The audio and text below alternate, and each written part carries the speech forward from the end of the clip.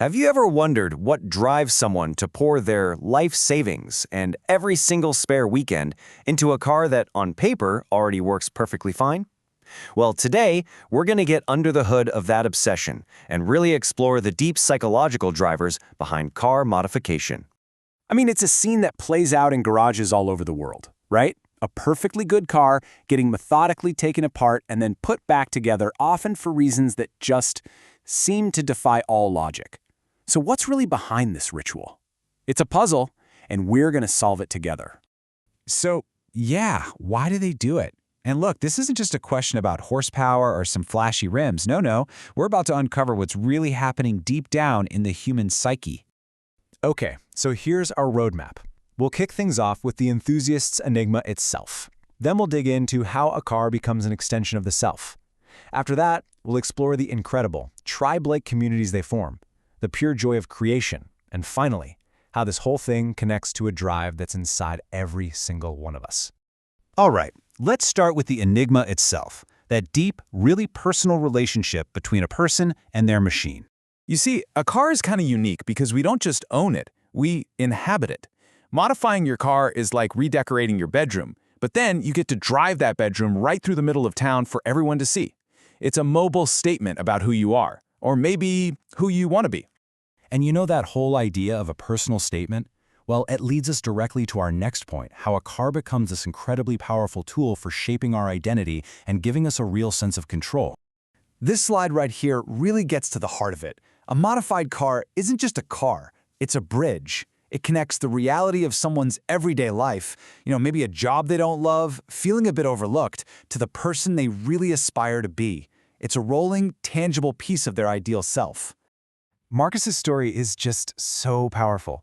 In a life that felt totally unpredictable, his car was the one thing he had complete control over. Every nut, every bolt, every single decision was his.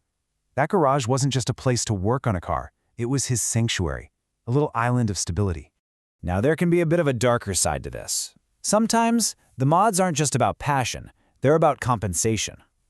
A super loud exhaust or an aggressive body kit can be a way of demanding the attention and respect that someone feels like they just aren't getting anywhere else. But look, this whole obsession is definitely not a solo journey. It is deeply, deeply social. The need to belong is one of the most powerful human drivers there is, which brings us to the tribe-like communities that form around these cars. You've probably seen this pyramid before, right? Maslow's hierarchy of needs. And right there in the middle, you can see it, is the need for love and belonging. Well, car communities tap directly into this fundamental human need. They offer a powerful sense of belonging that so many of us are searching for. A car meet is so much more than just a parking lot full of cool vehicles. It's like a modern tribal gathering. It's a place where people connect face to face over this shared passion.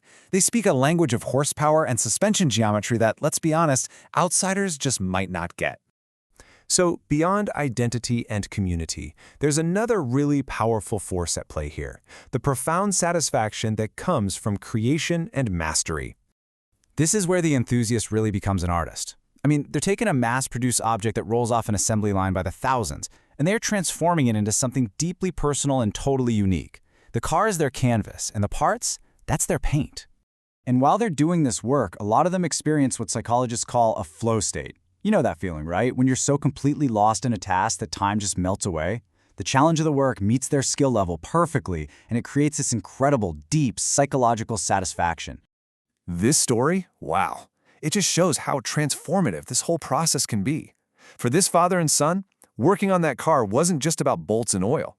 It was the medium through which they finally connected. They weren't just rebuilding an engine, they were rebuilding their relationship. So, we've got identity, we've got community, and we've got the joy of creation. Okay, let's tie all of these threads together now and see how this seemingly niche hobby reveals a universal human drive that connects every single one of us. When you lay it all out like this, it just clicks into place, doesn't it? The seemingly specific hobby is actually a powerful vehicle for fulfilling some of the most basic, universal needs that every single human being has. See, we all find our outlets for these needs. For some people, it's putting a paintbrush to a canvas. For others, it's pouring their soul into a musical instrument, or maybe composing a song. And for car enthusiasts, well, their chosen medium is metal and machinery and motion. It's a different canvas, sure, but the underlying human drive, it's exactly the same. So the next time you see a heavily modified car rolling down the street, remember this. It is not just a way to get from point A to point B. It's a story, it's a statement, and it's a solution to some of life's deepest needs. And that leaves us with one final thought. Whether it's gardening or coding, cooking or collecting, we all have something. We all have that thing. So what's your modified car? What's the passion that lets you express who you are?